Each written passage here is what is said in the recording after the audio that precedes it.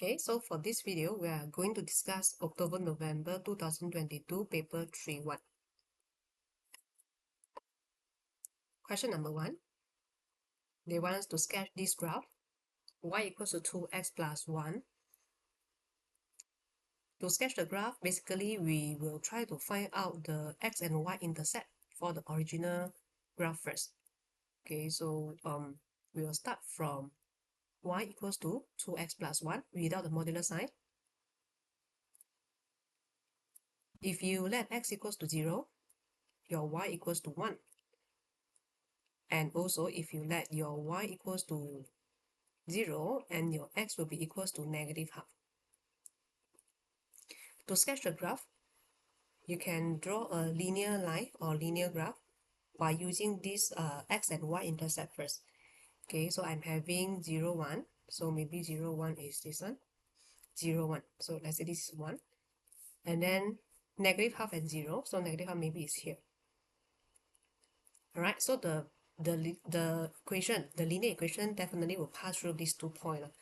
Alright, and we want to reflect the negative part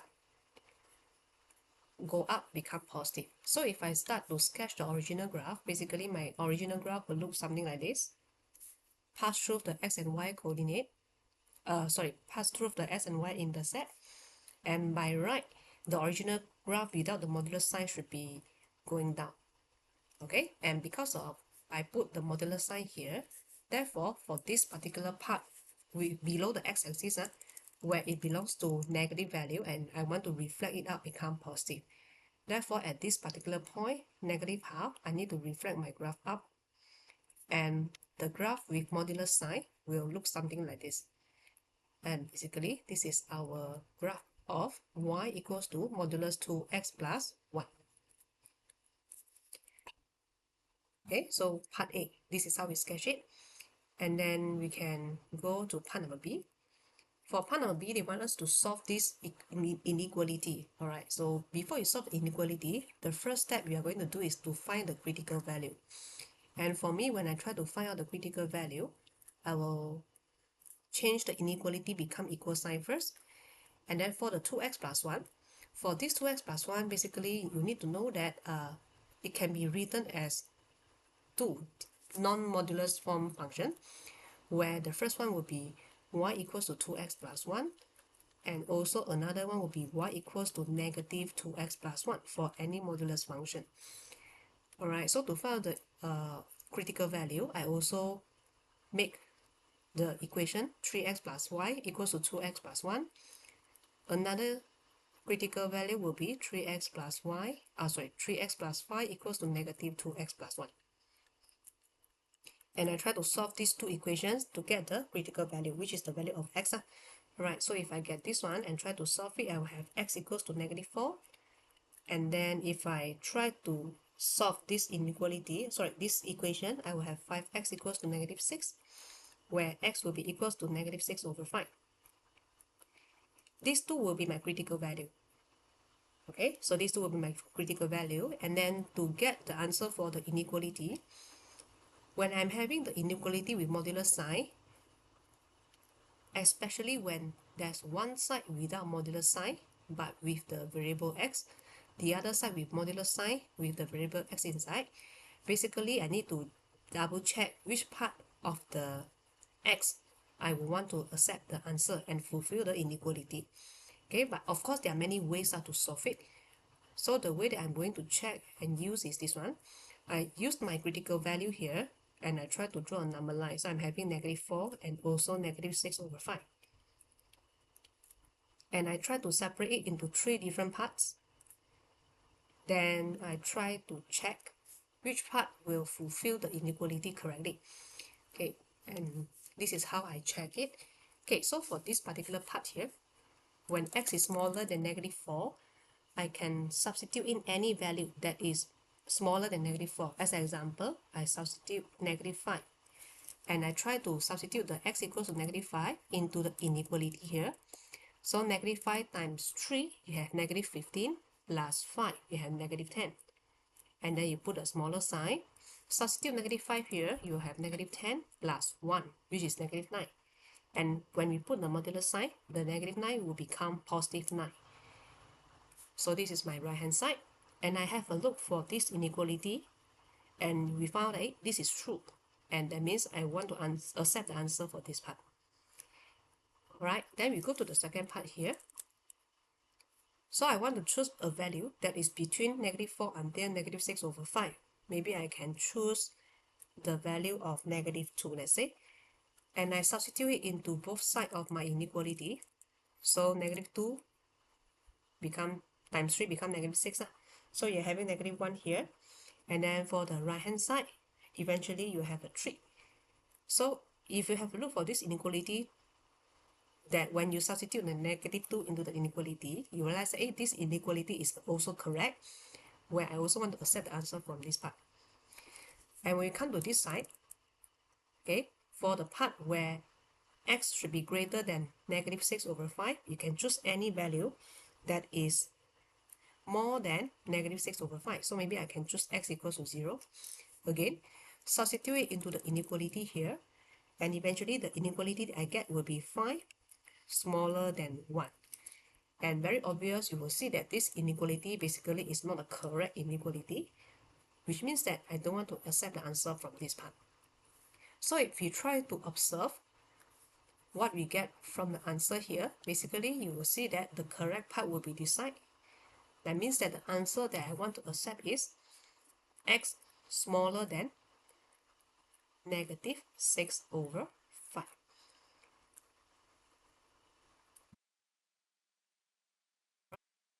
Basically, this is not the only method that you can apply to check the answer. There are many ways. So this is one of the methods that I will suggest here. Okay, so this is how we solve question number 1. Okay, so we come to question number 2 now. They want us to sketch on an Argand diagram that represent and also shade the region. Okay, for the number z that satisfy the inequality. There are a few inequality here. The first one will be z modulus smaller equals to 3. Then real part of z is greater equals to negative 2. And also argument z between these two angles. So we'll start from modulus z smaller equals to 3 first. If I try to make it become z minus a complex number, it will be z minus 0 plus 0i smaller equals to 3. That means the distance from z to this 0, 0, the origin, will be always equals to or smaller than 3. And if you try to imagine the z, the locus z, it will actually form a circle with a center 0, 0, 0 origin, and with the radius 3 unit. So I can start drawing this first at the first place. So we label it, we try to label it. Then we are having this, the real part, imaginary, and then 3 units. So we try to measure all the 3 units, okay, for the axis, because our center is 0 and I want to draw a circle with the center at origin with the radius 3 unit. So if I try to draw the circle, it might look something like this. Okay, so please assume that this is a circle. All right.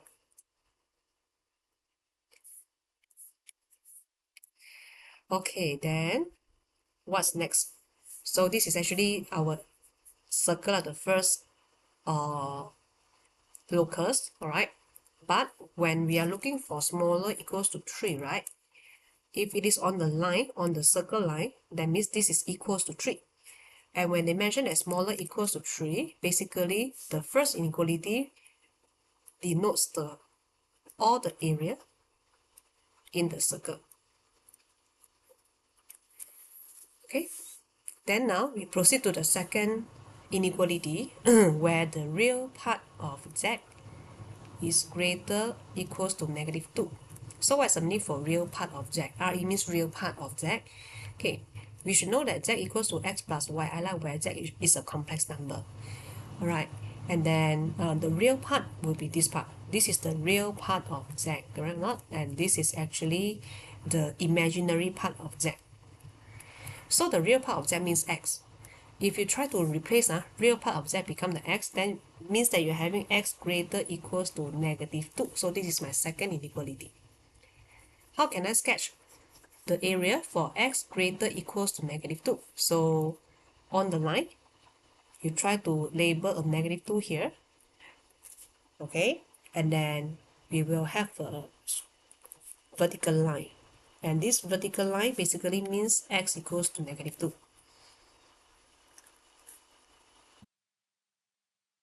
Okay, so this is the real part of z equals to -2, and they are asking for greater equals to -2. So greater equals to -2 means all the right hand side of this line, x equals to -2. And if you only consider the overlapping part for this and also the first inequality, then it belongs to this part only. Okay, so the green color part basically fulfill the first two inequality here. Okay, and now we proceed to the third inequality. So for the third inequality, we are looking for argument z. Okay, so at first maybe I try to draw it argument z equals to 1 over 4 first. 1 over 4 pi, or pi over 4. Alright, so if I try to consider this argument z equals to pi over 4, it is actually argument z minus 0 plus 0i equals to pi over 4. That means the point that you draw, and as a reference point, it will be 0, 0, which is the origin. So that means at origin here, maybe I should change the color, right? Okay, at this origin point here, on the right hand side of the origin, we try to draw a line, right? And then we want to measure pi over 4 unit, pi over 4 radian, okay, from the positive x-axis. So if you try to measure it, then basically you have a line going through this point lah. And if you want, you can try to measure, okay, 1 unit for the x-axis and 1 unit for the y-axis. Because for pi over 4, you have the ratio, right? Tangent pi over 4 equals to 1.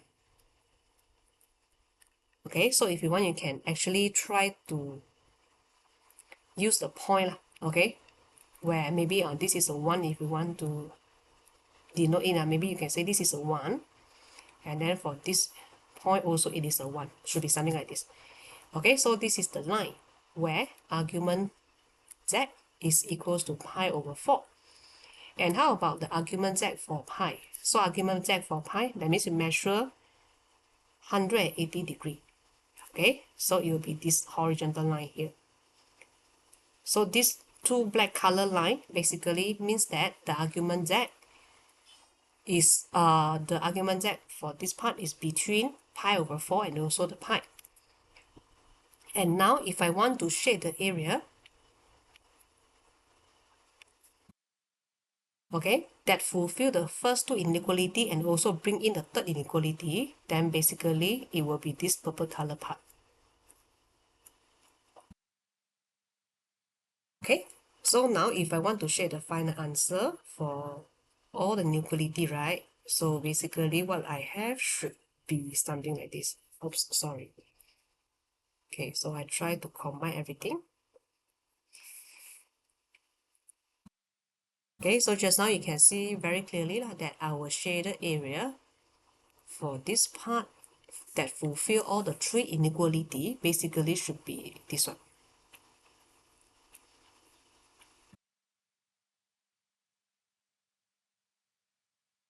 Okay, so I hope that you have the idea how to sketch all the inequality and also shape the region that fulfill all the inequality here. Alright, so this is how we solve question number 2. Okay, so now we are coming to question number 3. They want us to solve this equation. And they want us to give the answer in this form, ln A divided by ln B, where A and B should be integers. Okay, so we will start solving this this equation, sorry. So I'm having 2, 3x minus 1 equals to 5 multiplied with 3 minus x. So to solve this equation, basically we need to find out the answer x equals to something else, right? So the very first idea that we should do is we should try to rephrase every single term with the x to the same sign. Alright, and before we can rephrase it, we have to apply a lot of indices rules, the indices rules that maybe we learned it before or earlier. Okay, so the first one might be this one. When I'm having x power a minus b, basically it means that I'm having x power a divided by x power b. So we apply it here later. Okay, and another important part would be when I'm having x power negative a, basically I can rewrite become 1 over x power a. And I will apply it here later as well. And the third one, when I'm having the indices x power a and also b, basically I can write become x power a and the power b is outside. And I will apply it for 2 power 3x later. Okay, so basically I'm going to apply these 3 rules in our calculation later so that I can rephrase my equation and get the x value. Alright, so let us start. For 2 power 3x minus 1, I can apply first rule and also the third rule here, and eventually it will look something like this, where I'm having 2 power 3x divided by 2 power 1. Okay, because I have a minus b, therefore it becomes x power b at the denominator. So I'm having this 2 power 1 equals to 5. I just copy and the power negative x belongs to 3. And if I rephrase it, I will have 3 power x. Where I'm applying the second rule here that I show you. And now for 2 power 3 on the left hand side, 2 power 3 we can get the value which is 8 power x. So I'm having 8 power x divided by 2 power 1 which is a 2, and then 5 divided by 3 power x as well. Okay, and now I want to group all the x together. So when I want to group all the x together, for 3 power x I will bring it up, and this number 2 I will bring it up as well. Therefore I will have 8 power x multiplied with 3 power x equals to 10. Alright, then now I might want to apply the fourth rule. So for the fourth rule, when I'm having x power a multiplied with x power b, right? Basically, I can combine them become x power a plus b. Oh, sorry.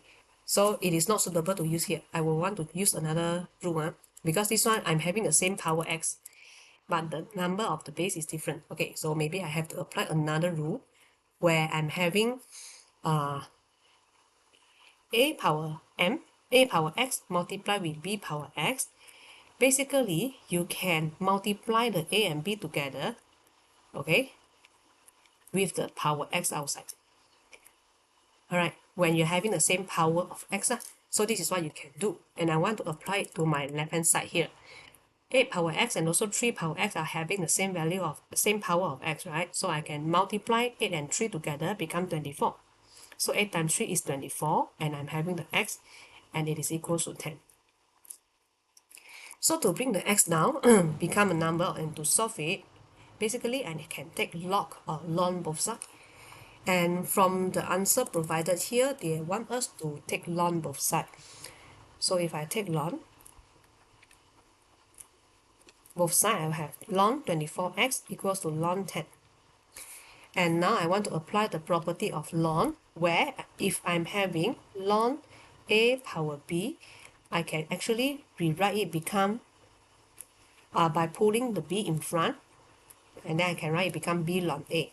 So the same thing happened here. This is the x is a power, and I want to pull it in front. So from here I will have x ln 24 equals to ln 10. And I think the answer is quite obvious, right? So to get the value of x, basically I'm having ln 10 divided by ln 24.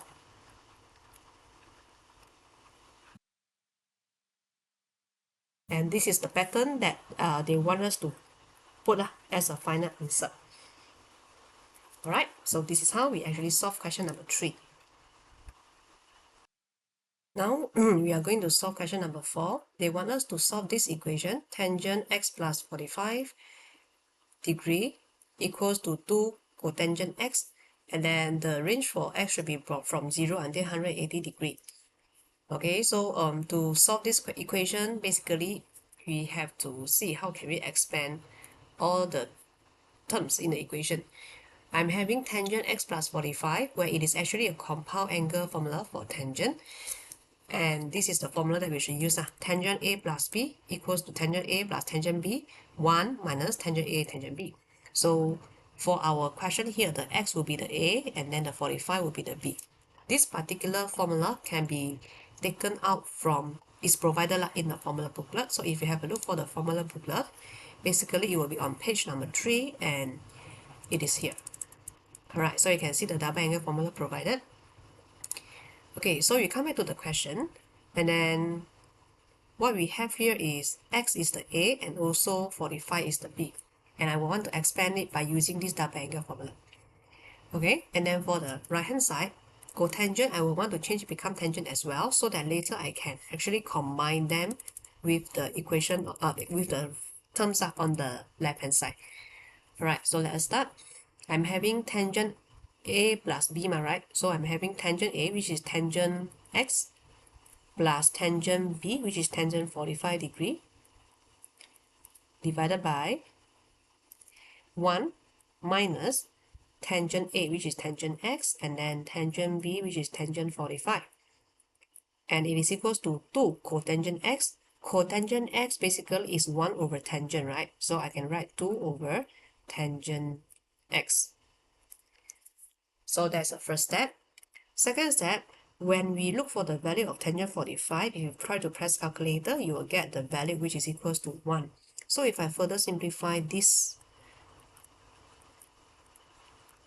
equation, I'm having tangent x plus 1, then 1 minus tangent x equals to 2 over tangent x. Equation with the fraction is quite troublesome for us to simplify it. Therefore, what I want to do is I want to bring up this one and multiply with 2. For this denominator, I want to multiply with the terms on the left hand side here. And if I try to multiply it, tangent multiply with tangent, I have tangent square. And then 2 minus 2 tangent x. Continue further, I group all the terms at one side. And basically, you can see that we are getting this quadratic form equation. Okay, so I'm having tangent x plus 2 tangent x should be 3. 3 tangent x and then minus 2 equals to 0. So you can see that we're having tangent square x and then tangent x and then tangent power 0. So this is basically a quadratic equation. Right, so to solve the quadratic equation, what you can do is like you can try to factorize it. But for this this equation, we are not able to factorize it out. So to solve for the tangent x, you can use the quadratic formula. So to get the tangent x, basically it is negative b. So again, a will be the 1, right? A is equals to 1, the coefficient of tangent square. B will be the 3, the coefficient of tangent x. And then the c will be actually the negative 2. So apply all this value in the quadratic equation. I'm having negative b plus minus b square. So b square is 3 square minus 4ac divided by 2a. Okay, so if I continue from here, I will have two values for tangent x, where the first value should be tangent x equals to 0.561. I think it should be a longer value, right? Okay, so I just write out correct to three significant figure. And then another part, I'm having tangent x equals to negative 3.562. Okay, and now I will want to solve these two parts of the equation. Okay, so every time when I want to solve any equation, I will try to get basic angle first. Where to get a basic angle, you have to always ignore all the negative sign, okay, in the equation here, so that we ensure it is in the first quadrant, okay, for the basic angle. Right, so for this basic angle, I'm having tangent inverse 0.561. So I have the basic angle 29.3 degree. And for this part, if I want to get the basic angle also, okay, so it should be, sorry, it should be basic angle, not angle. Okay, so basic angle should be equals to tangent inverse. Okay, then please ignore the negative sign.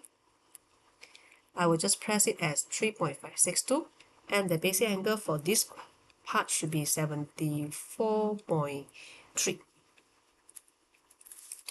Okay, so again, why I need to ignore the negative sign for the basic angle, because I want to ensure that the basic angle that I get is in the first quadrant. Alright, okay, then now we need to go through the quadrant to get my final answer for the x. Okay, so since this equation, right, for this question, basically they only want us to have the x from the range 0 until 180, which means that I will only consider the first two quadrants. Okay, so for the first quadrant to get an answer, everything is positive, and then the answer should be basic angle. The data that I write here should be basic angle. Then for the second quadrant, only sign is positive, and then to get the answer from this part, we need to take 180 minus our basic angle. Okay, so for this first equation here, what we want to have is tangent x is equals to positive value. So tangent positive. If I want to get the tangent positive value, first quadrant, everything is positive. So I want to accept the answer for the first quadrant, where the x here is actually equals to 29.3. Okay, so for this equation again, I check the second quadrant. I'm looking for tangent positive, but for the second quadrant, tangent is negative. That means for this equation, I'm not going to take the answer from second quadrant. Then now we come to the second equation here. I'm looking for the answer where tangent should be negative. Okay, again, start from the first quadrant. For first quadrant, everything is positive, which didn't fulfill our equation. I want to have tangent negative. Basically, I don't accept the answer from the first quadrant. Then proceed to the second quadrant. Second quadrant, only sign is positive, which means that tangent is negative. So I want the answer from this second quadrant here. So to get the answer from second quadrant, you have to take 180 degree minus 74.3. So from here, you should get 105.7. Okay, so I'm not going to check the answer from third and fourth quadrant because the question restricts us to have our x is between 0 until 180. Okay, so that means I already solved both equations here, and I rewrite my final answer again. So my final answer will be 29.3 degree and also 105.7.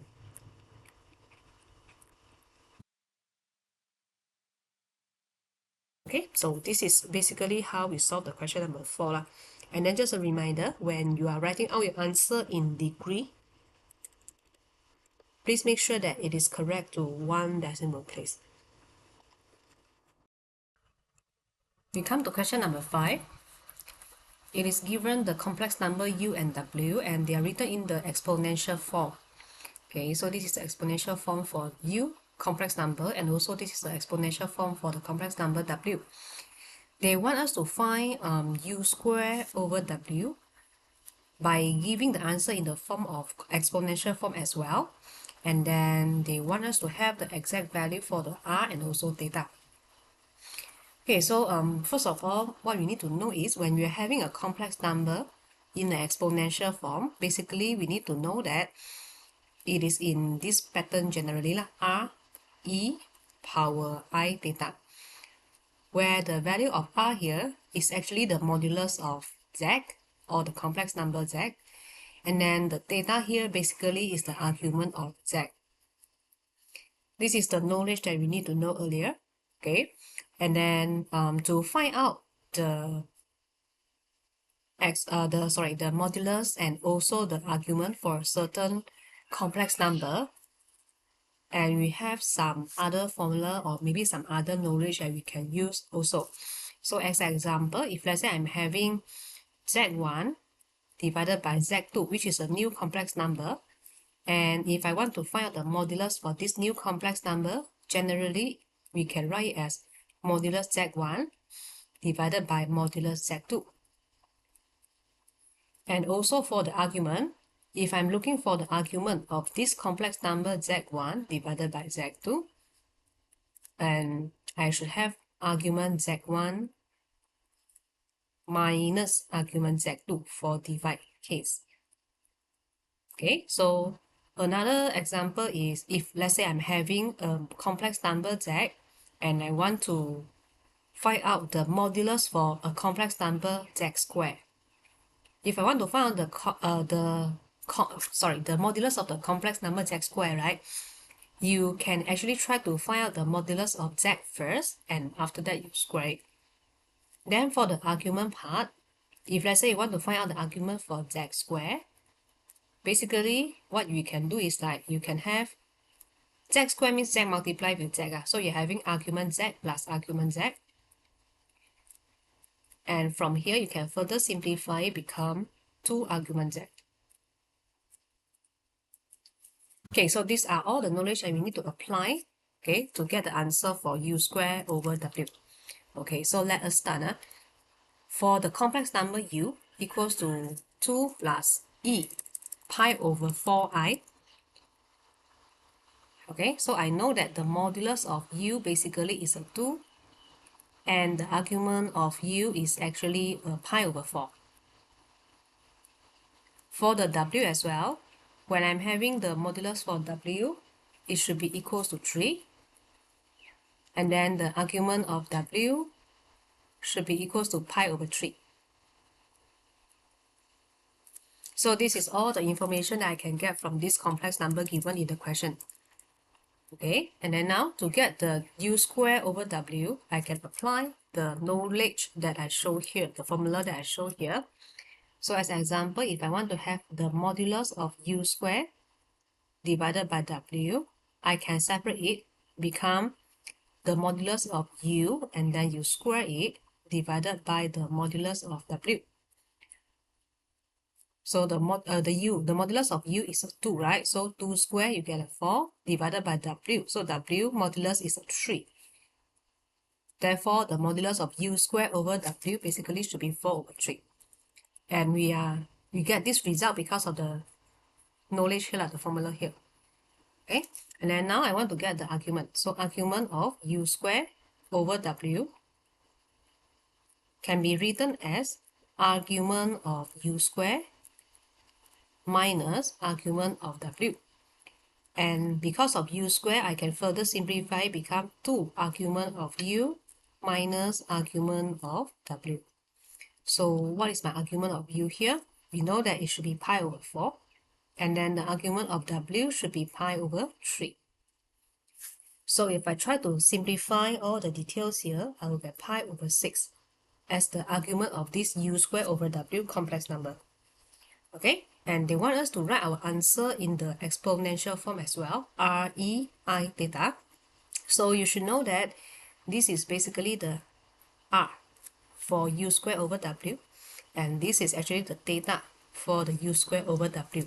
So if I want to write out in an exponential form, you can write it in this way, where the U square over W basically can be written as 4 over 3 E power pi over 6I. And this is the answer for U square over W in the exponential form.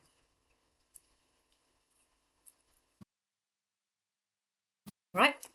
And now let's proceed to part 2.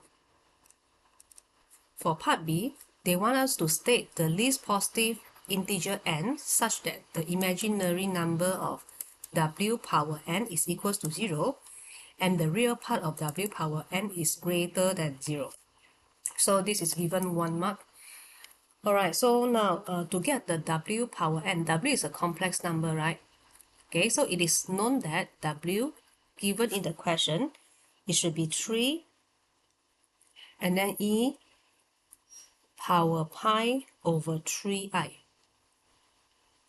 This is my W, and when I want to put a power to the complex number W, basically we can take this exponential form and we power n as well. When I put it with the power n, so n should put in into the 3 and also n should put into the power of this one. And when we try to simplify it, I will have 3 power n and then e n pi over 3i. Power multiply with power, right? So you multiply the number together, so it will become n pi power 3i. Okay, so from here, if I want to change it become the real form and imaginary form, we need to recall also one general formula where e power I theta actually can be written as cos theta plus I sin theta. Okay, so this is a knowledge that we need to learn also, right, to answer this question. So the formula is this one. So let's have a look for E. And then the power, the theta here in our question is n pi over 3.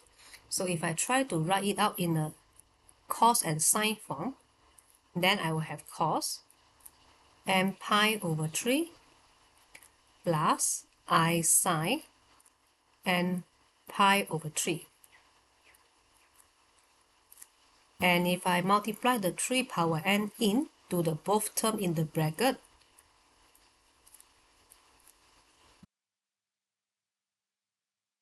it will look something like this. Okay, and then you can see that this final answer here, right, the final part here basically is x plus yi. So your x, your real part for the w power n is this one. This is the real part. Okay, so this is the real part of w power n. And the second part here with the I, this one is actually the imaginary part of w power n. Alright, so now to decide the value of n, they are asking for the least positive integer n so that both imaginary part is equals to 0 and the real part is greater than 0. So we will start from imaginary part first. This is my imaginary part, right? So they are saying that 3 power n sine pi, n pi over 3 must be equals to 0. Okay, 3 power n impossible to be 0. We will only focus on sine n pi over 3. So to make sure that sine something equals to 0, right, we have to make sure that the n pi over 3 must be equals to 2 pi, okay, or 4 pi, or 6 pi. Okay, because sine 2 pi, sine 4 pi, sine 6 pi, all these will get the value 0 for the sine function. So I let n pi over 3 equals to 2 pi, 4 pi, 6 pi, and so on. Some students might ask, should I consider 0 or not? If you want, you can also consider as 0 because 0 is also, sine 0 also, you get a 0, right? Okay, so if you want, you can let it also be equals to 0 lah. So I'm having 2 pi, 4 pi, etc. So I will just consider a few numbers, first few numbers. Okay, so to get the value of n, bring 3, I bring it over, pi divided by 0 times 3 divided by pi, I get a 0 as well. Then 3 times 2 pi, I get 6 pi divided by pi. Therefore, my n can be equals to 6. And then my n can be equals to 12 as well, etc. Okay, so for this question, because they're asking for least positive integer n, so we should ignore n equals to 0 because 0 didn't consider as a positive integer. Okay, 0 is not neither negative or positive integer, therefore we should ignore n equals to 0. So I think we should consider n equals to 6. To double check whether n equals to 6 fulfill the two condition in the question or not. So I have to check for the real part of w power n. The real part for w power n is this one. Okay, so if I substitute n equals to 6, okay, so 3 power n cos n pi over 3. Okay, so 3 power n, no matter what value you substitute, it is always positive. Okay, and then if you try to substitute 6 into the cos n pi over 3, then you have 3 power n So cos 2 pi. Cos 2 pi will give you a value 1. And you can see that it is greater than 0, where the two condition in the question is fulfilled. Okay, so from here, you can conclude that the answer for the n should be equals to 6.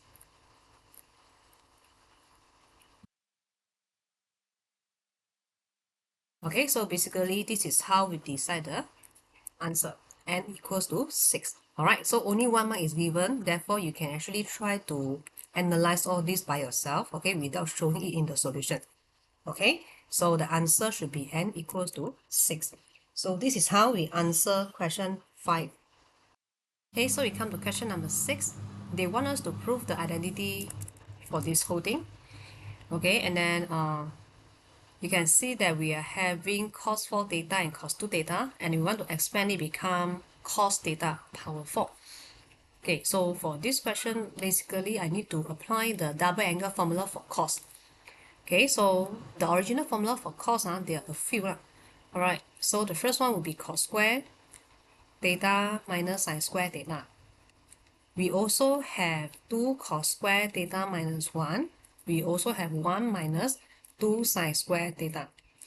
So to apply the double angle formula for cos 2 theta in this question, basically we will focus on cos square 2 cos square theta minus 1, because our final answer here will only involve the cos theta.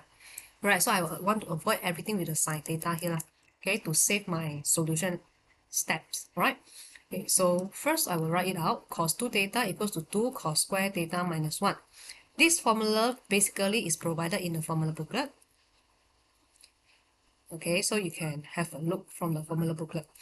Okay, then now I will start from the left hand side, where we are looking for, start with the greater angle first. 4 theta and 2 theta are both greater angle on the left hand side. Therefore, I will start from the left hand side.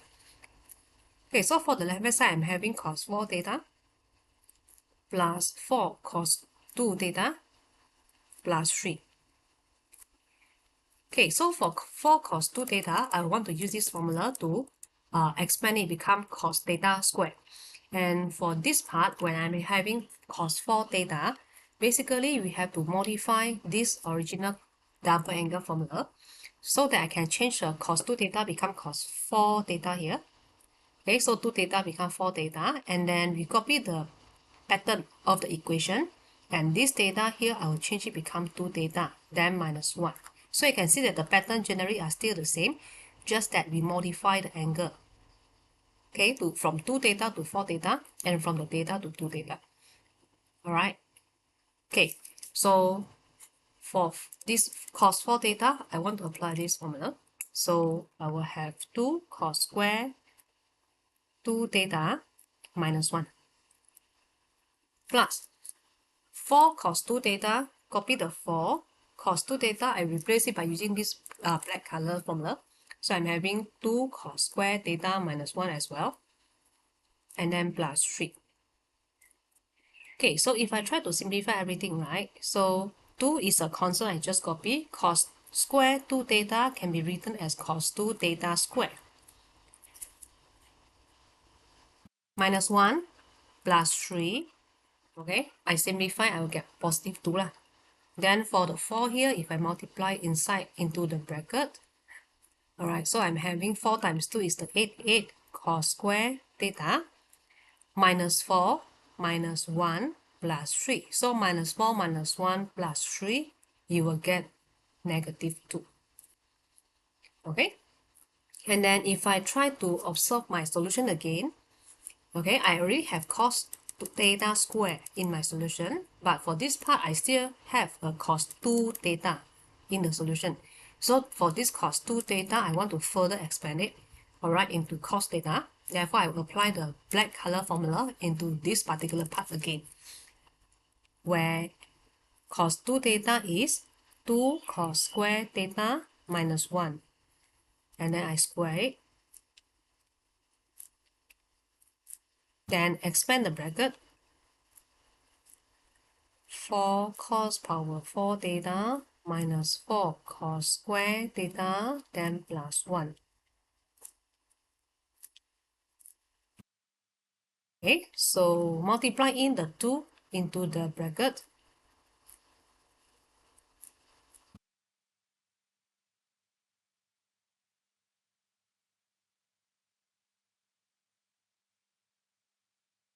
Okay, so from here you can see very clearly that can simplify off some of the terms. Okay, so eventually you can see the answer is quite clear. We will get 8 cos theta power 4, which is the right hand side answer that they want us to show. Okay, so this is how we solve question number 6a. Then now we'll proceed to 6b. For question number 6 part B, they want us to solve this equation. First part, they ask us to prove the identity, right? And then second part, they ask us to solve the equation. Basically, you need to use the result from first part and apply it here. Okay, so I recall from first part first. From first part, from part A, sorry, I should write part A. What is the result for part A? For part A, basically, we're having cos 4 theta plus 4 cos 2 theta and then plus 3. It is equals to 8 cos power 4 theta. So this is what we get from part A. And now we want to keep this one and replace it with some of the result that we get from part A. So if I want to keep cos 4 theta plus 4 cos 2 theta on the left hand side, I need to move the 3 over, become negative 3 to the other side. So cos power 4 theta minus 3, right? And now I want to substitute this result in my part B, okay, so that I can continue to solve the equation. Okay, so now from here, I will want to substitute my left hand side with 8 cos power 4 theta minus 3, and it is equals to 4. So what's my cos theta here? My cos theta here basically is plus minus the fourth root of 7 over 8.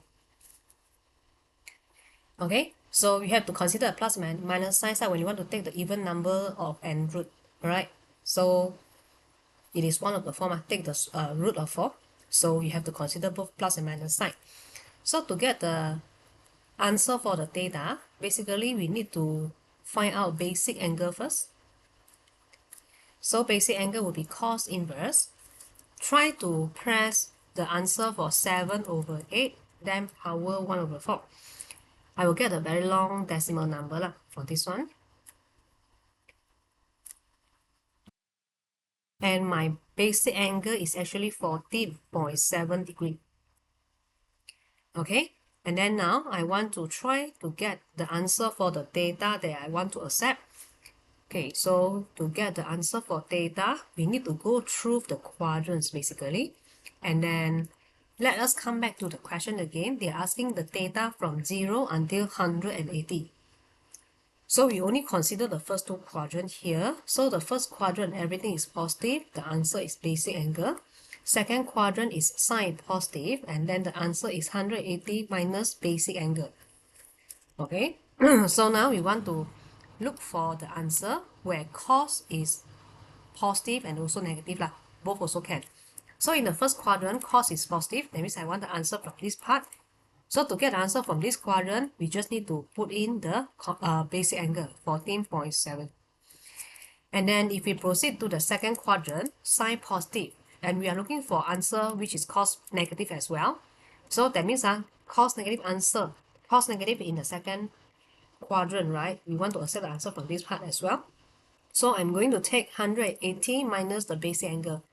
So if you take 180 minus 14.7, you should get 165.3.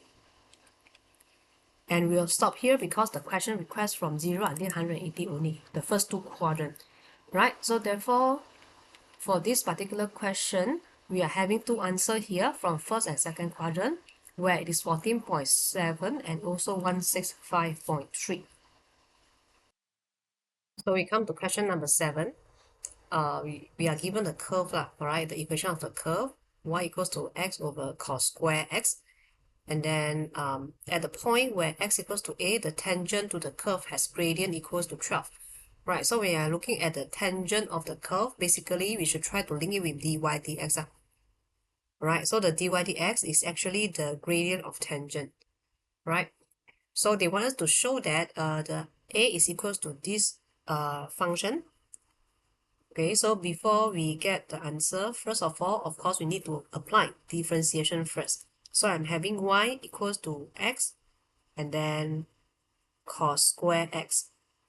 This is a fraction. For the differentiation, we can use quotient rule,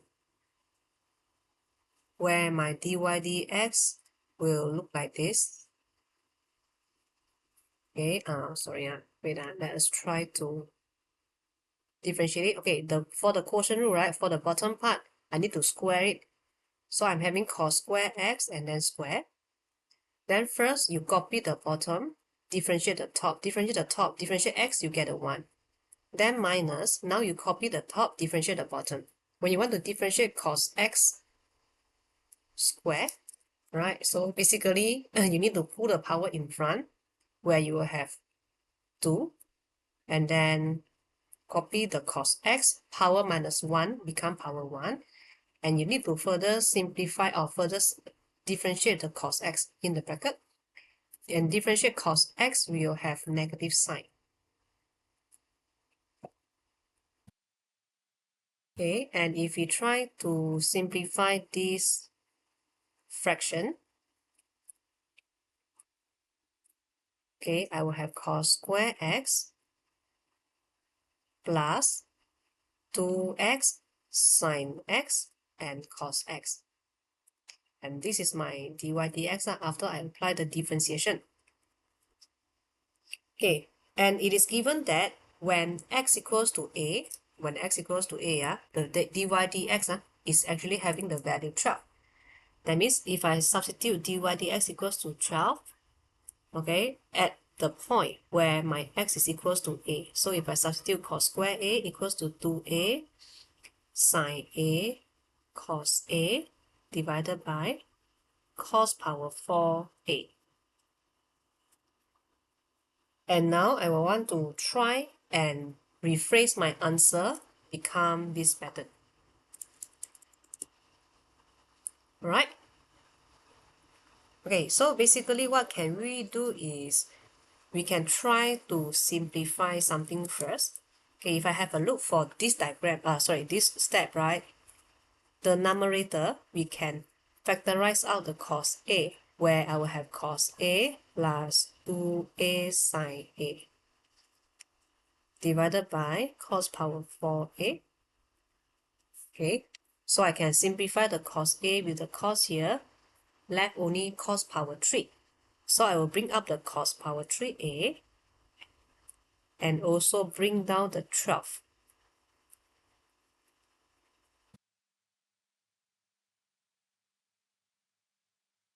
Okay, so I think the answer is quite close already, because if you try to have a look for the answer here, I already have cos a plus 2a sine a over 12, and now I need to take the cube root. Since I'm having cos power 3, right? So to make the cube disappear, or the power 3 disappear, I need to take cube root on both sides. So I'm having cube root.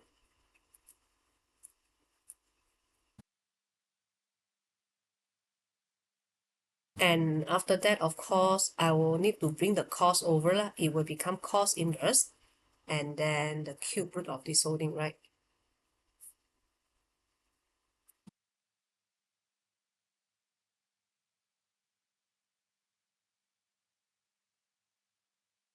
Okay, so basically this is how we get the expression that they want us to show, right? Okay, so this one you have our 7 part 8. And now let's proceed further.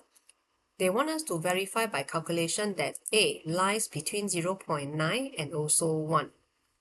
Right, so to verify by calculation, for me, I'm going to use the sign change method lah.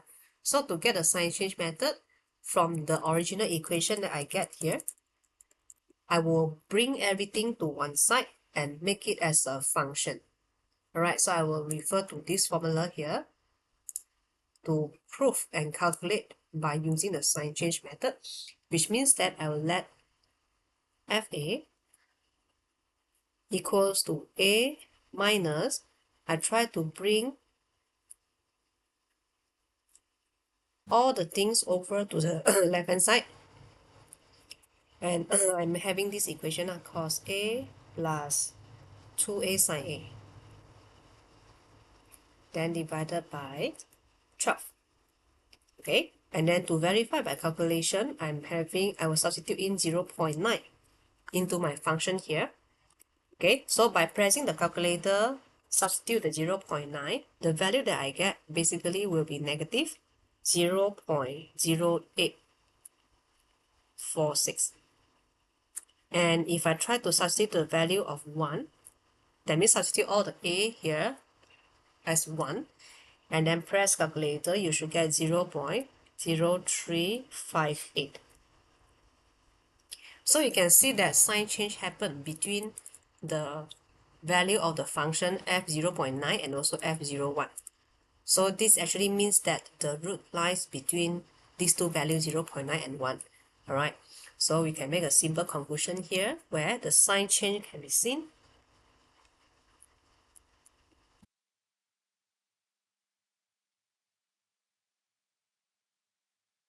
And of course, we can make a simple conclusion that A lies between 0.9 and also 1.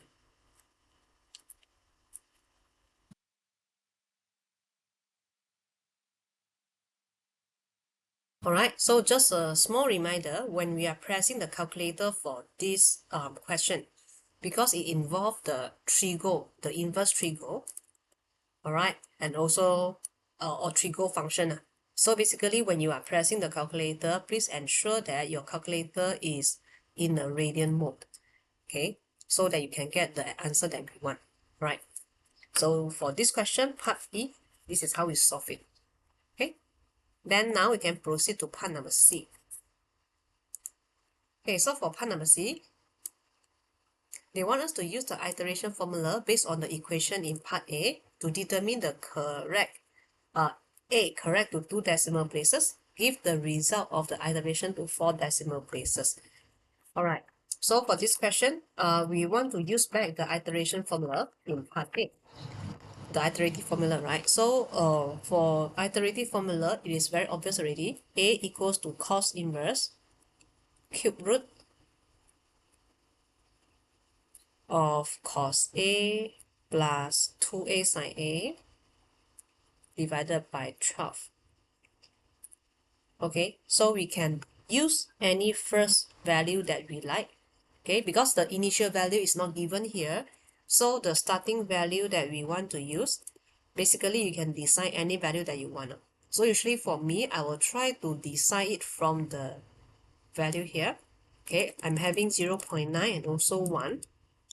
And then you can use any number lah. You can use 0.9, you can use 1 as the initial value, or you can use any value between here, alright, to make it as an initial value. So for me, I'm using 0.95, let's say, okay, as the first value, as the initial value lah. So to get the second value right, it means I'm trying to substitute the cos inverse, the 0.95 into the iterative formula, where it will be 0.95 plus 2 multiplied with 0.95 sine 0.95. Okay, and then divided it by 12. Oh, so don't forget about the cube root. Okay, then from here, I will get the third value. I will get the second value, alright? So when I already decide the first value, the initial value, I will substitute into the equation to get the second value here. Okay, so to get the value and make our calculation easier, we can actually use the help of calculator and help us. Alright, so I will need to key in the iterative formula into my calculator. So my iterative formula is cos inverse. So I will press shift cos inverse. And then I'm having cube root, right? So cube root means that I want to have this cube root with a function, with a fraction. Okay, so my function is cos 0.95, cos x or cos a. So maybe for me, I'll key in it as a or x. Okay, then plus 2a, so 2 multiply with a, and then sine a, so sine x. Okay, and divided by what? So divided by 12. And I will want to close bracket. Okay, sorry. So I will want to close bracket.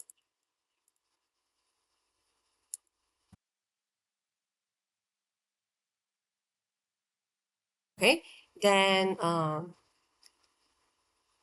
will want to make the mode of the calculator become radian. So I think I need to press shift mode and then into 4, right? Okay, then first I will press calculate, and they're asking what is the value that you want to key in for the x. So I want to key in and input the initial value at 0.95, right? So I will type in 0.95 and I press equal sign. So from here, I'll get 4 decimal value, which is 0.9743. So my A2 here will be actually 0.9743. Okay, so if I try to continue with the calculation, right? Okay, then you will continue to have the A3, A4, A5, and so on. All right. So now, okay. So because my apps already closed down automatically, all right. So for me, I will use my own calculator and then try to calculate the value. Okay, I'm keying my calculator with the formula again. So cos x plus 2x sine x divided by 12. Okay, so when I press calculate, the first value I key in is 0.95, right? That's why I'm getting 0.9743. So now, in the same formula, in the calculator, I press calculate again, and then I key in 0.9743. And the next value that I get is 0.9694. Correct to 4 decimal places. And then I will repeat the same process again. Alright, so I press calculate again and then key in 0.9694 and I get 0.9704. 0.9704. Okay, so basically when should we stop? Okay, we look for the question. They are asking for 2 decimal places, right, for my final answer. So every time when I already started the iteration, I will double check for 2 decimal places. So for this one, if I rephrase it into 2 decimal places, basically the answer is 0.97. For the next value, if I correct it to 2 decimal places, it will be also 0.97. And then for the A4, we also get 0.97. So you can see that actually for 2 decimal places, the answer 0.97 already appeared 3 times. So it means that this is basically our root, okay, the value for the A. Therefore, you can just recall again, A is actually having the value of 0.97. So this is how we actually use the iterative formula to get the value for the A. So please make sure that in your iteration, please list out all your iteration in 4 decimal places according to the question. And your final answer should be in 2 decimal places. Right? Question number 8. So in a certain chemical reaction amount, the amount of X gram of a substance is increasing, right? Then the differential equation is given, okay, as such. And then K should be a positive constant. And they want us to, it is given that X equals to 20 at the start of the reaction. So when they said X equals to 20 at the start of the reaction means that when T equals to 0, Okay, when the reaction just started, right? So the time we consider as the starting point, which is t equals to 0, and then x equals to 20. And for this question, they want us to solve differential equation, obtain the relation between x, t, and also k. Alright, so that means our solution, our particular solution, or maybe the general solution, should include the x, t, and k. Okay, so we will start from the differential equation first.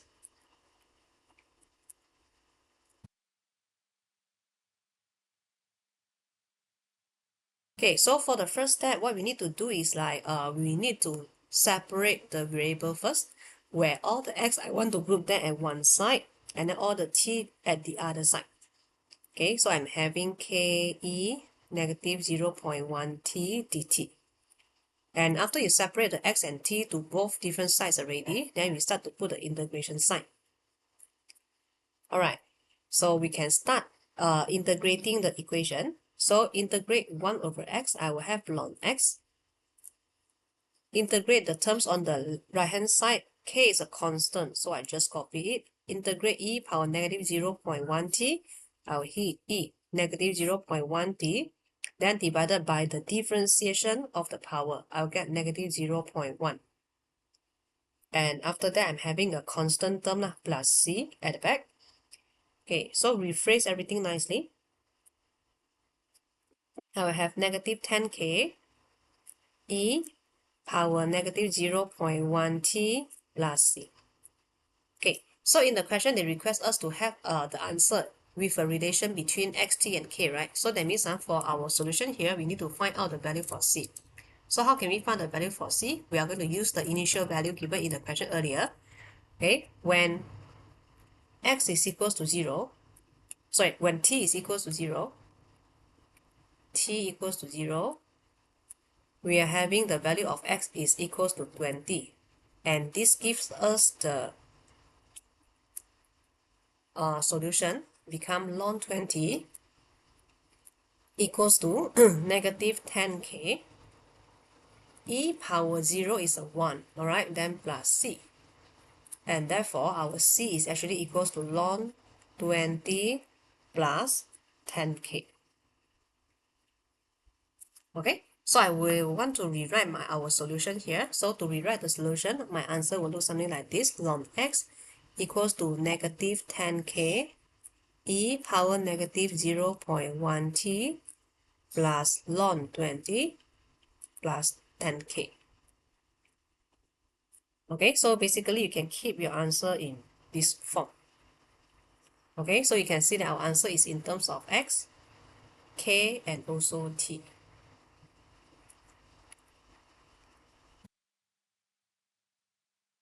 Okay, so now we come to 8b. Given that x equals to 40 when t equals to 10. And then they want us to find the value of k, and after that, we need to find the value approached by x when t becomes very large. Okay, so before we can find out the value for x when t is infinity, we need to find the k first.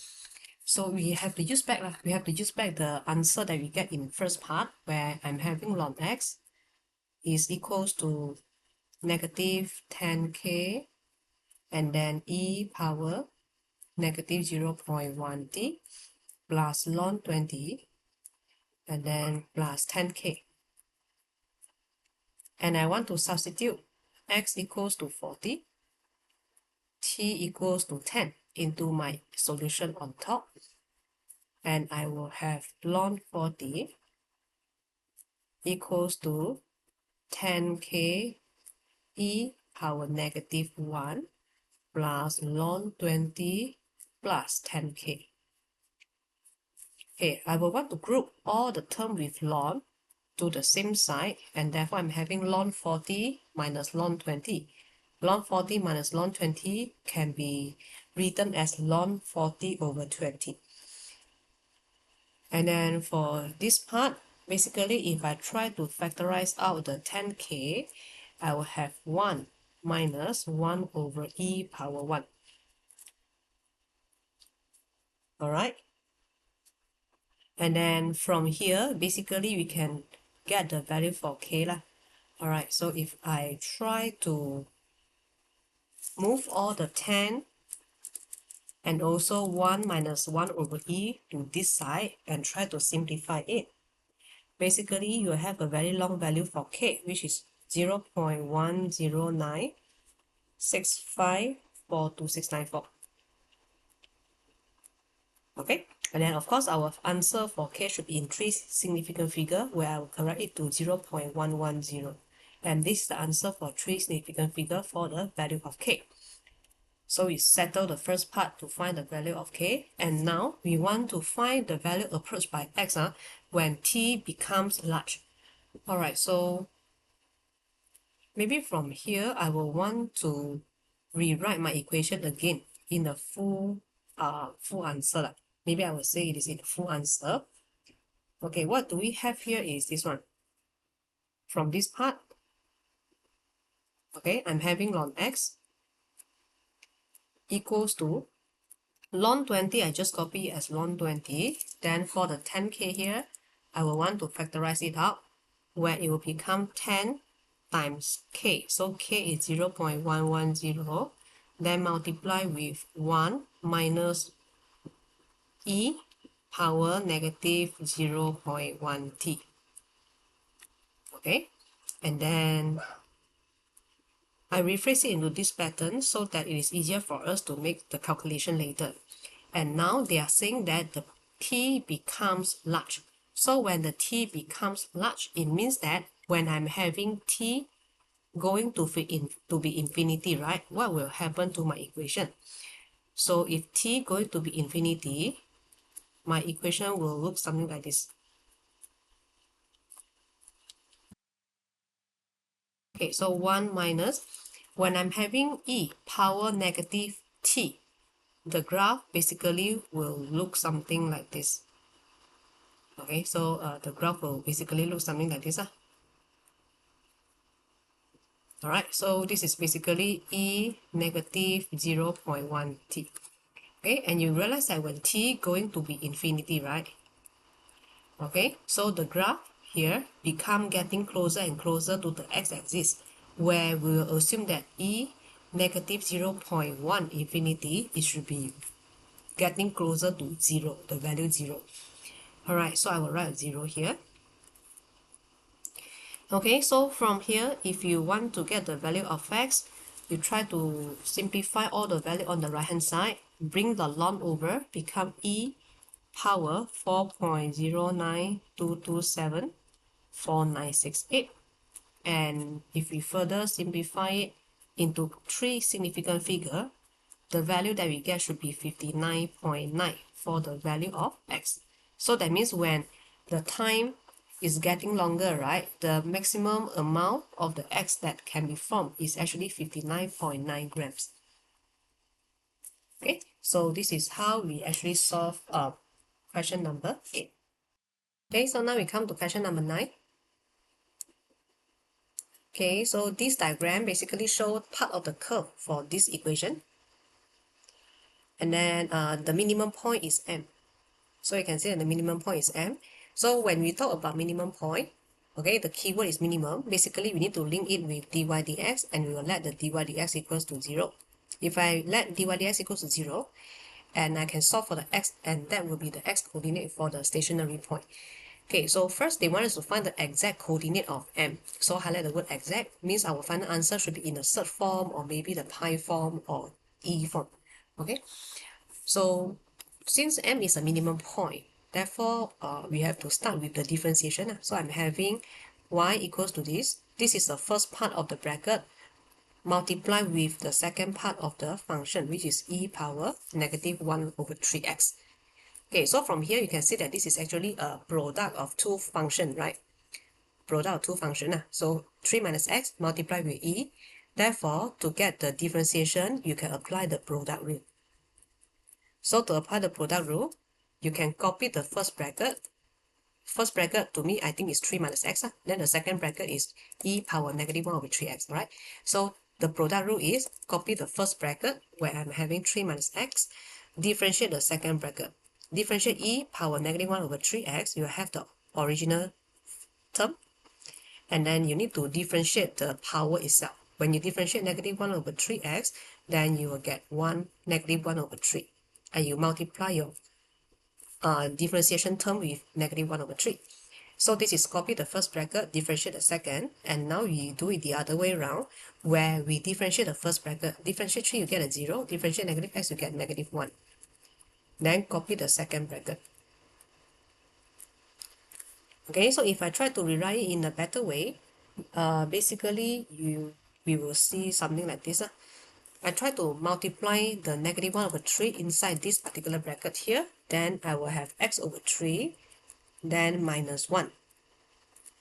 Multiply with e negative 1 over 3x, and then minus e negative 1 over 3x. So to further simplify later, right, or to solve it later, I will let dy dx equals to 0. So when I let dy dx equals to 0, I want to solve the equation.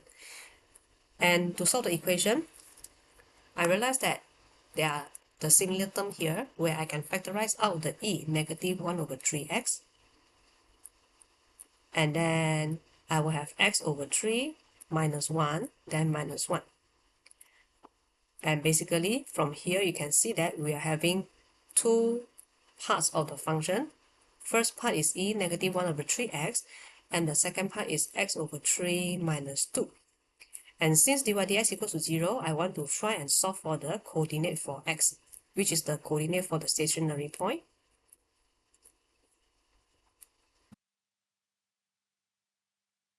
Okay, so for this part, generally we can't solve them. We cannot solve it, alright? So I can't get the value for x.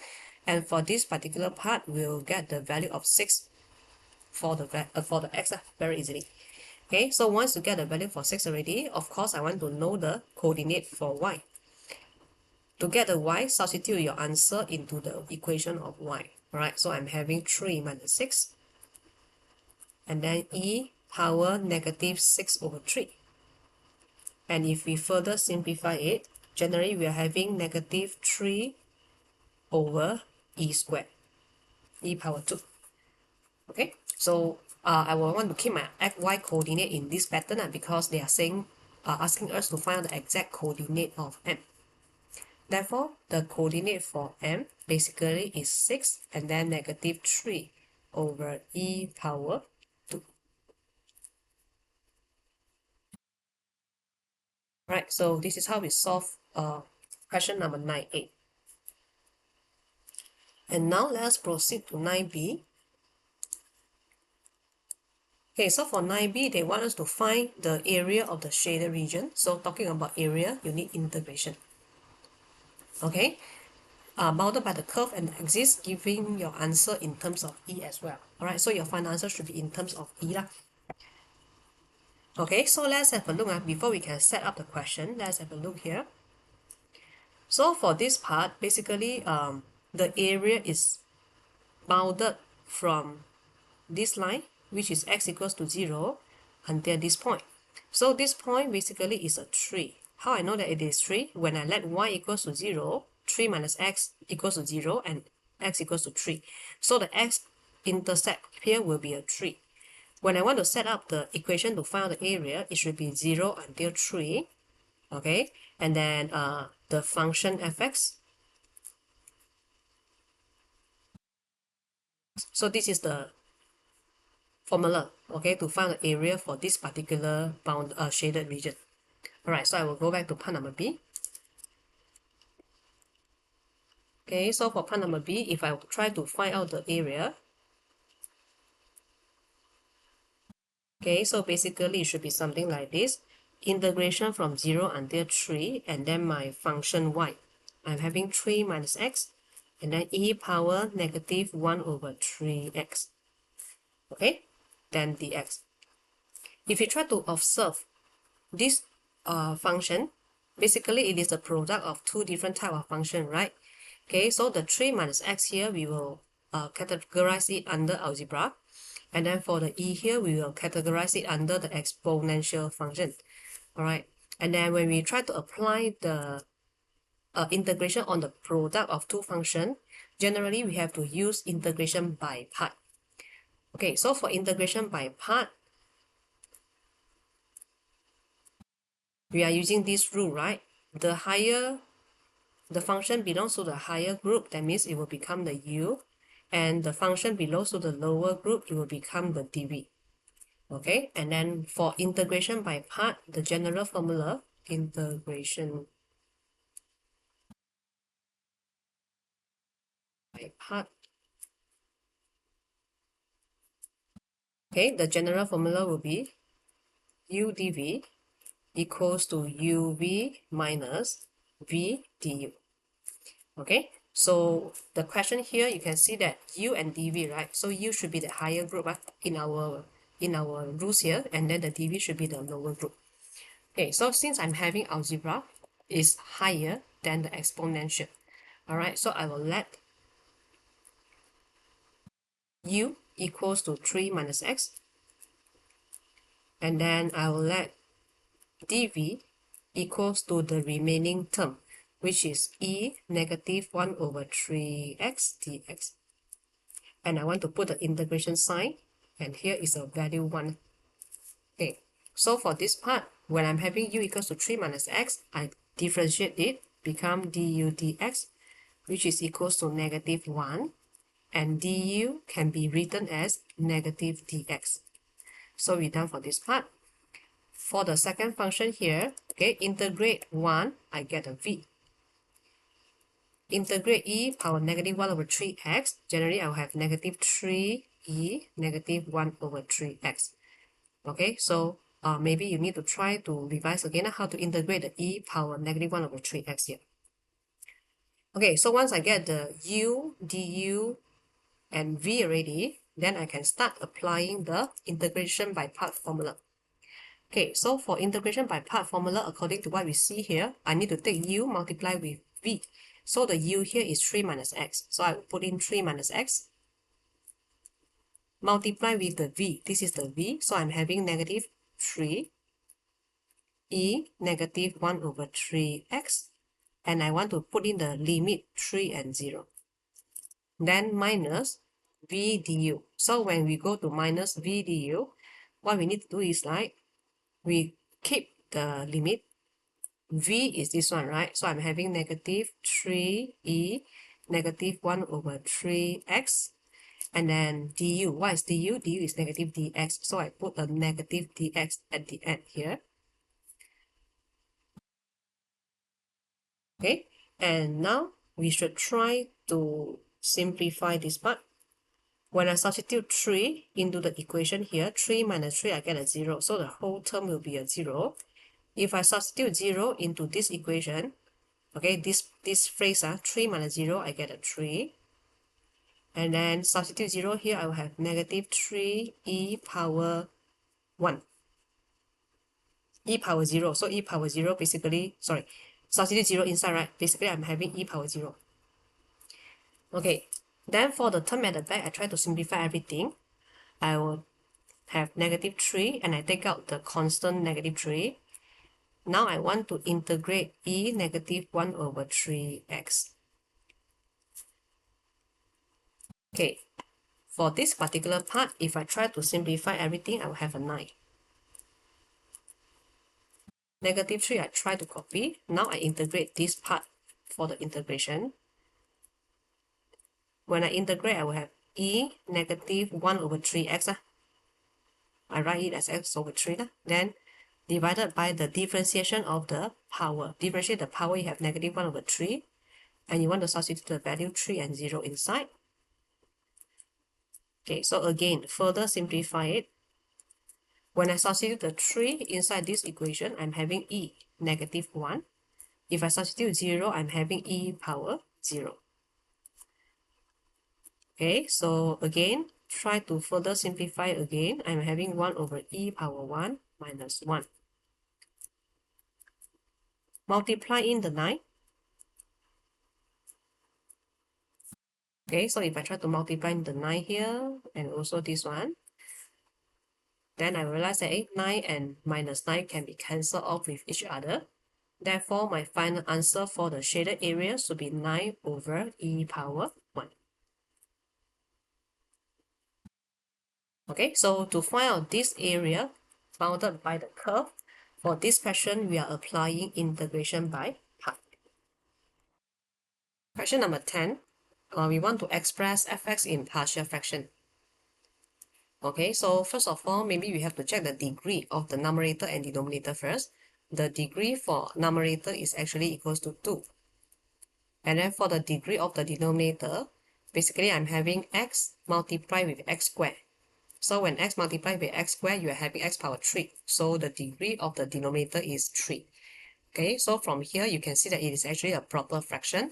Therefore, we can straight away start with the process of separate it into partial fractions.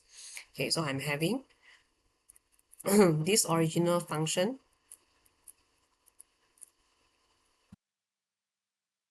and from the denominator, I can see that generally we are having linear factor and also a linear factor and also the repeated linear factor. So for the linear factor, we will just put it as 1 plus x and the number on top should be a and we want to find the a later. And then for the repeated linear factor, then we are having x plus 2 or 2 plus x, then another one will be x plus 2 squared. Okay, so both term on the top on the numerator are constant b and c. Okay, so to make the calculation easier for this whole equation, I will want to multiply it with the denominator.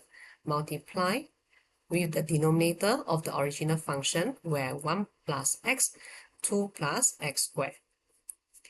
Okay, if I multiply it, then my left hand side, denominator and the denominator cancel off, right? Okay, so I'm having 2x squared plus 7x equals to 8. So when I take a, this fraction, okay, multiplied with 1 plus x and 2 plus x squared, then I will have a 2 plus x squared. For the b here, this term, if I multiply with this part, then I'm having b multiplied with 1 plus x, and I still have 1, 2 plus x. And then for the c, multiplied with this whole thing, 2 plus x squared will be cancelled off, and I have c multiplied with 1 plus x. Alright, so this is how we set out the question at the beginning part. And now we want to find out the value for a, b, and c.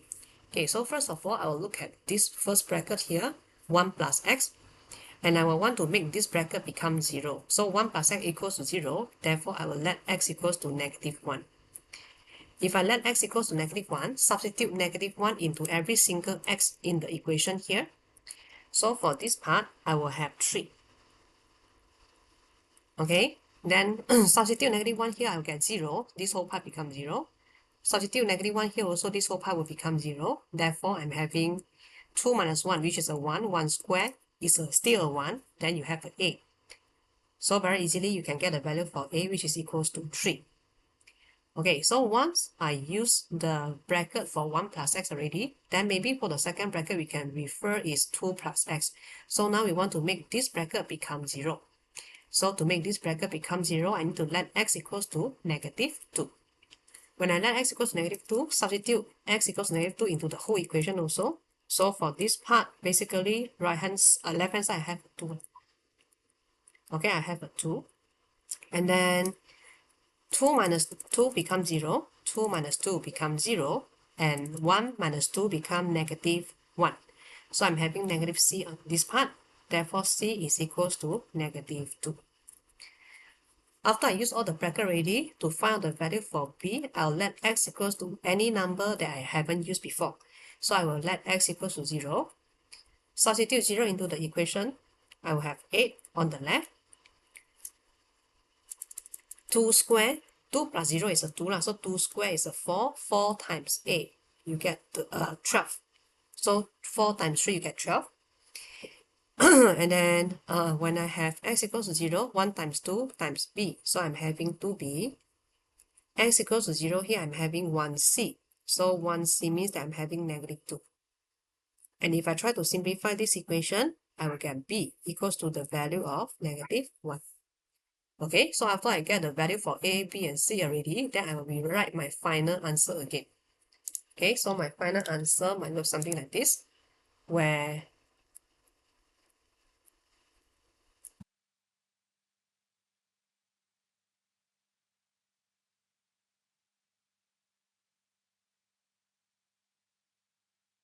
Okay, so it should be a over 1 plus x. So I'm having 3 over 1 plus x. Then b is negative 1 over 2 plus x. And also c is negative 2 over 2 plus x squared. So this is the complete answer for us to find out the partial fraction for this rational function. Right, so this is what you have for part A. Okay, and then now let's proceed to question number 10, part B. Okay, so for question number 10, part B, they want us to obtain the expansion of fx in ascending power of x up to and including the term in x squared. Okay, so when we see this kind of question, basically they are talking about the binomial expansion.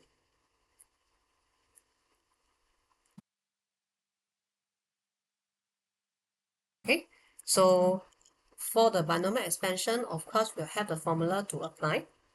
Okay, you can refer to the formula booklet if you're interested to know. Okay, or you need the formula booklet to refer, right? Okay, so for binomial expansion, basically, this is the formula that we should use. Okay, all right.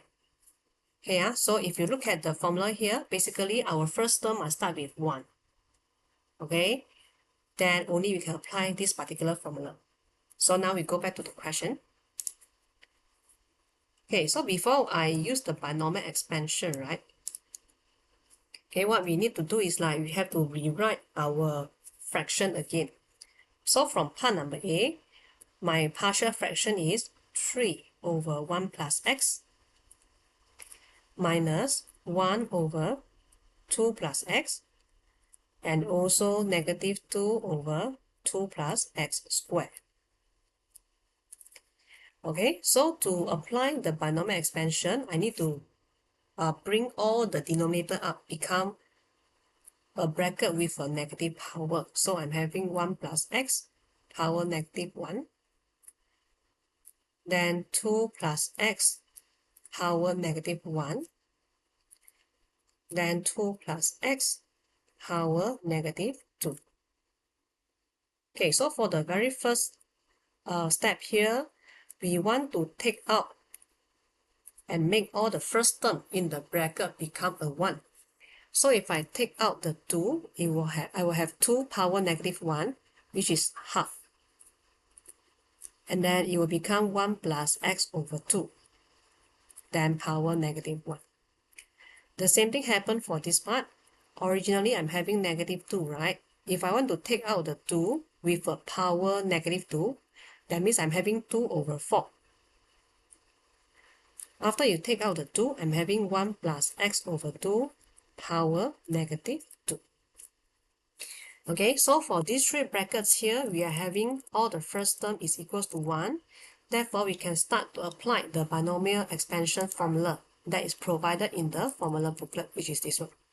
Okay, so you can have a look. This is a formula that we are going to apply later. 1 plus nx, n minus 1 divided by 2 factorial, then x squared. Okay, so we come back to the question.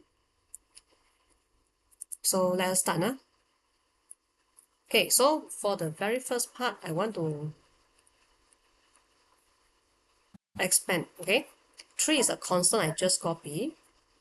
Then for the 1 plus x power negative 1, first term is always a 1. Second term is always nx. So n is negative 1. X is the x. Then third term will be n. N minus 1 become negative 2 divided by 2 factorial. And then x squared. So basically, this is the first term that we have. Okay, then now we want to proceed to the second term. So the second term is negative half, alright? Then I will put negative half. Okay, first term is always a 1.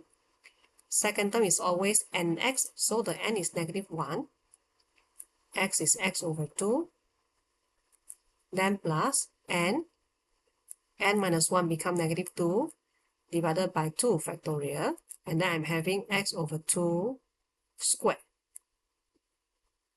Okay, so basically this is what we have for the second term, the expansion for second term. So this one is basically this whole part here.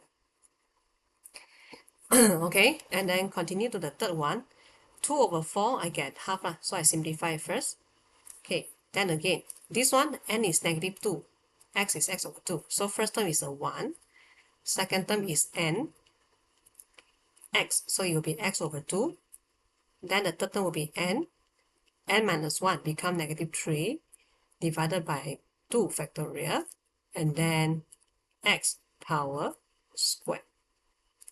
Okay, so we will stop everything at x power 2. It is because of, in the question, they mentioned that we have to include the term x squared, right? Yeah, so basically, this is the third expansion that we have here. Okay, so now what we need to do is like try to simplify everything slowly and then avoid the careless mistake. So if like we didn't do any careless mistake, the first term I will have 3 minus 3x plus 3x squared. So that's the first term. And if I try to expand the second term slowly, I will have negative half plus 1 over 4x minus 1 over 8x squared. And this is my second term, the expansion for the second term here. And for the third term, if I expand it, then I will have negative half, then plus half x, negative 3 over 8, x squared. And this is my third term after I expand it. Okay, then for the next step, what we need to do is like we just group all the number and all the term with the same pattern together. So we gather all the constant together, I will get a 2. If I gather all the x power 1 together, I will have negative 9 over 4x. If I gather all the x squared together, then eventually I'm having 5 over 2 x squared. Yeah, so this is the answer. Although the step is a bit tedious, but generally, we just need to be very careful when you try to solve this kind of question. Alright, so this will be the final answer for question number 10b. Okay, so now we are at question 11. Okay, so they give us a diagram and then they are telling us some detail about the diagram. So OA, OB equals to 4 units. Okay, and then OD is equals to 3 units. Then the HOD is vertical. DC is parallel to OB and also DC equals to 1 unit. Alright, so they are trying to tell us all the details about all the sides here. Okay, and then they are saying that the base OAB is horizontal and the angle AOB is 90 degrees. So this is 90 degrees lah. I think it's very obvious. Okay, then the unit vector IJK parallel to OA, OB, and also OD respectively. The midpoint of AB is M. So M is the midpoint of AB. And the point N, okay, is on BC is such that CN equals to 2NB. Okay, so all these are the information about the diagram here. And then first they want us to find out the vector MD and also the vector ON in terms of I, J, and K. Alright, so first we try to find out the vector MD first. Okay, so to find out the vector MD, maybe I will write my solution here.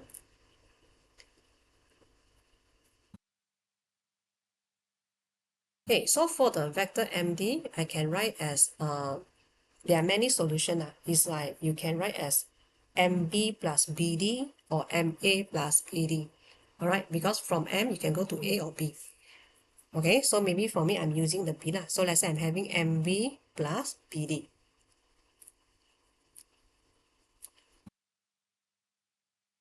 Okay, so the vector MB can be written as half of the vector AB, right? Because MB is the midpoint of AB. M is the midpoint of AB. So if we write it out in the vector form, it will be half AB for the MB vector. Then now let's have a look for the BD. So BD, basically, I can write become BO plus OD, which is quite straightforward. Okay, for the half AB can be written as half AO plus OB. Okay, then minus OB plus OD. And now I will want to substitute all the values inside. AO. So OA is 4i, therefore AO is negative 4i. It's in the opposite direction. OB is 4j, so I'm having plus 4j. Minus, I just copy the minus. OB again is 4j.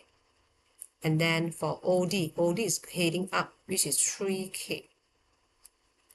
And if I try to simplify all the terms here, I'm having negative 2i plus 2j minus 4j plus 3k. And my vector MD, if I further simplify, I'm having negative 2i minus 2j plus 3k. So this is how we find out the vector of MD. Okay, and then they want us to find out also the vector of ON. Okay, so to find out the vector ON, right, basically we can use the information provided in this question where Cn is equals to 2mb. Okay, so to get the ON, I will write it here. So to get the ON, I will start from this information as Cn equals to 2mb, alright? Okay, so I change it, become the vector form where Cn equals to 2mb. Okay, try to rephrase everything become with respect to O. So I'm having CO plus ON. Okay, that equals to 2. NO, NB means NO plus OB.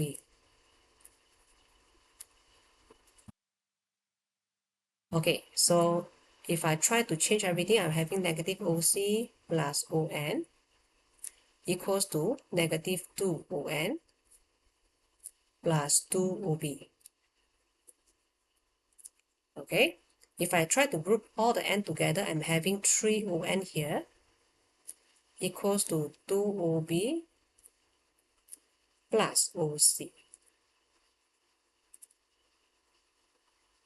Okay, and then for OB, right, if you refer back to the diagram, OB basically is 4J lah. Then our problem now is OC. So how can I get from O to C? OC, I have to use the summation of vector, right? OC can be written as OD plus DC. Okay, so for the OC part here, I want to further expand it where it should be OD and then plus DC.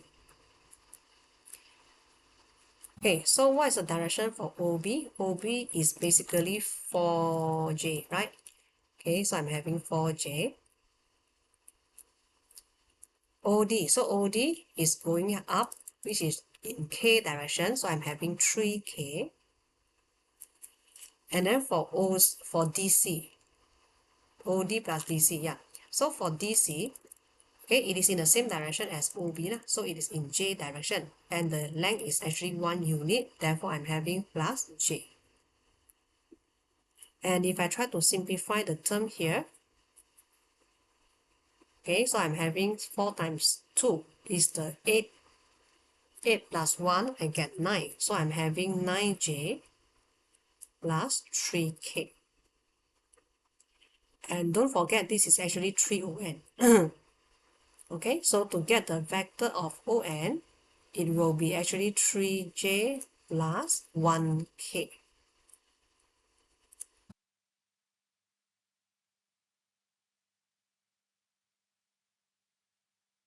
Alright, so this is how we find out the vector MD and also ON. Okay, then now we proceed to second question. They want us to calculate the angle in degree between MD and also ON. Right, so to find the angle between these two vectors, generally you have to apply the product, scalar product. So I take MD, multiply with ON, and now I want to use the modulus of MD, multiply with the modulus of ON, and cos theta. So please take note that this theta basically is the angle between these two vectors.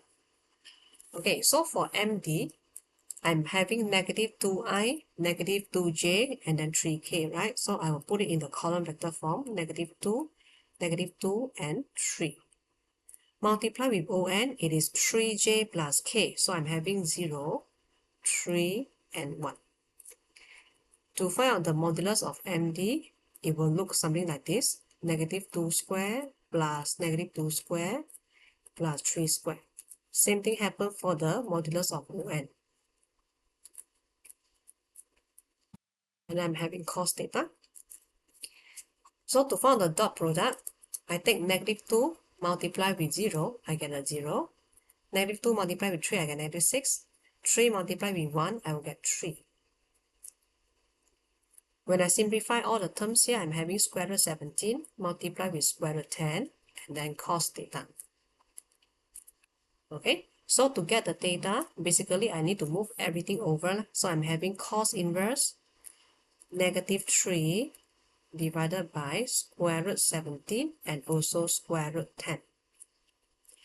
Okay, so if we try to press calculator to help us, the theta that we get should be 103.3 degree.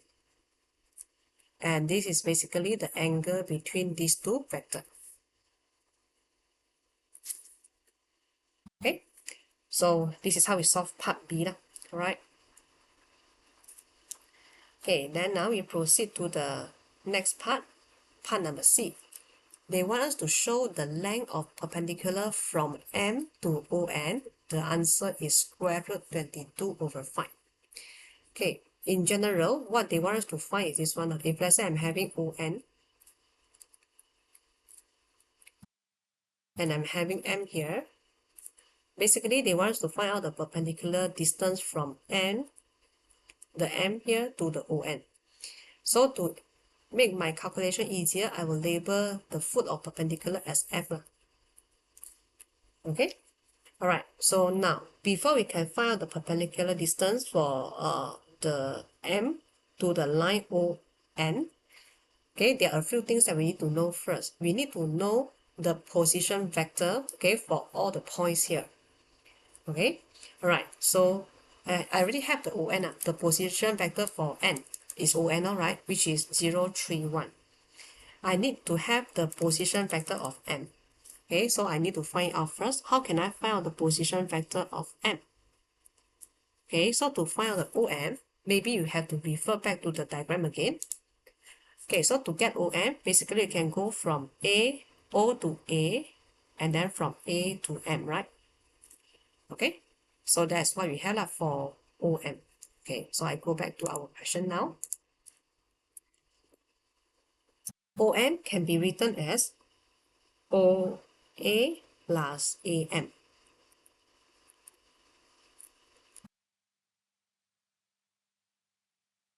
And because you can see that AM is M is the midpoint of AB, so AM can be also written as half AB.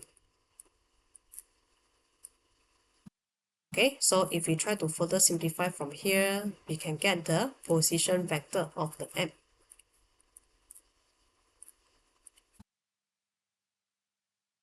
Okay, so I'm having OA, which is 4i. Okay, AO means negative 4i. OB means 4j. Okay, so from here, if I further simplify it, I will have my position vector of M is 2i plus 2j.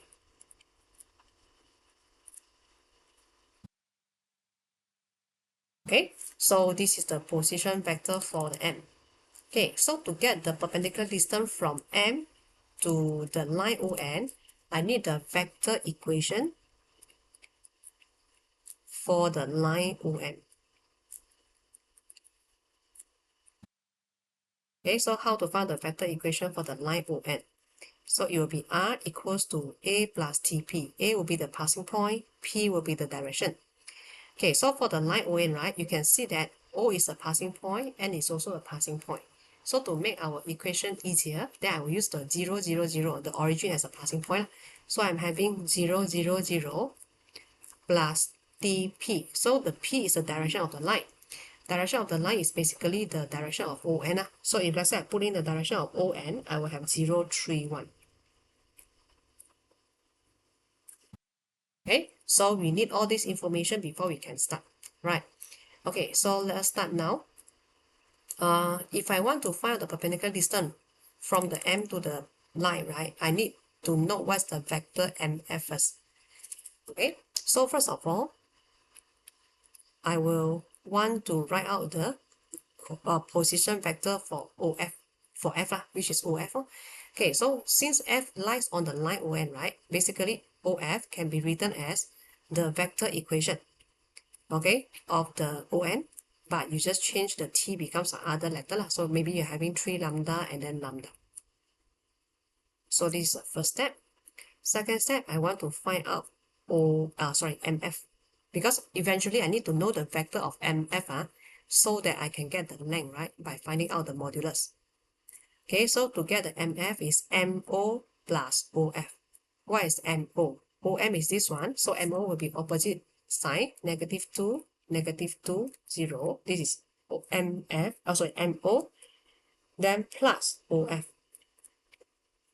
So I'm having 0, 3 lambda, and also lambda. Eventually, what I get here is -2, -2 plus 3 lambda, and then lambda. Okay, so this is what we have for MF. Okay, so after I find out the MF already, if I observe from this diagram, right, I realize that MF is perpendicular with ON. It is 90 degrees with ON. So that means we learned one result before, right? When two vectors are perpendicular to each other, generally, if we take the product of these two vectors, right, it will be equals to 0 because they are 90 degrees to each other. So I substitute in my MF here, which is -2, -2 plus 3 lambda, and also lambda, multiply with ON. So ON is 0, 3, 1, and we let it equals to 0. Okay, so from here, if I try to solve it, I will have -6 plus 9 lambda plus lambda equals to 0. I will get my lambda equals to 3 over 5. Okay, after I get my lambda equals to 3 over 5, I will substitute it back into the MF. So from here, if I substitute lambda equals to 3 over 5 into the vector MF, then the vector that I get for this is actually -2.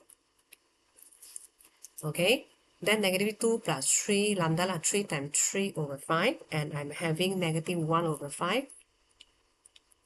Then substitute the lambda inside, I'm having 3 over 5.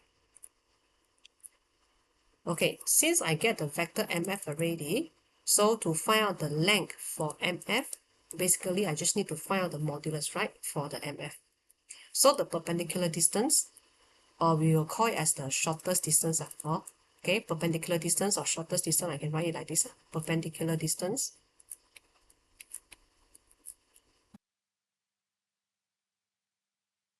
Okay, is actually the modulus of MF.